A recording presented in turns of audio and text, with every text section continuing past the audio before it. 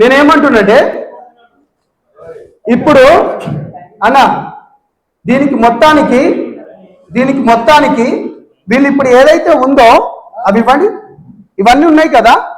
ఇప్పుడు అసలైన వాళ్ళ డ్రైవరే ఉన్నాడు కదా, డ్రైవర్ కమ్ క్యాషియర్ ఇతను మంగ్లీ గారి. ఇప్పుడు నేను చెప్పడం కదా, ఆరోపణలు కాదు. వాళ్ళ దగ్గరికి వెళ్ళి డబ్బులు ఇచ్చిన వ్యక్తి, మూటలు మూసిన వ్యక్తి, అన్ని చేసిన వ్యక్తి. అర్థమైందా? ఇది నిజంగా ఫేక్ అయితే వీళ్ళు ఎందుకు చావు బతుకులలో ఉంటారు? వీళ్ళు ఎవరు చనిపోయిండు? ఏది ఇది చనిపోయిన వ్యక్తి? వీళ్ళెవరు? వాళ్ళ తండాలకు వెళ్దాం. ఇప్పుడు మీ గురించి అని చెప్పి నిన్న అవాకులు చవాకులు పెరుగుతున్న సన్నాసులకు చెప్తున్నా. మీకు ఇంకో మాట చెప్పాలా? బాలాజీ బాధితుల దగ్గర నిన్న కొంతమంది ఎవరైతే పెట్టినరో వాళ్ళ ఇంట్లోనే సెటిల్మెంట్ చేసుకొని డబ్బులు ఇచ్చిన వాళ్ళు. నేను నిజాలు బయట పెట్టలేను, వాళ్ళ పేర్లు కూడా నేను చెప్పడం నాకు ఇష్టం లేదు అన్న.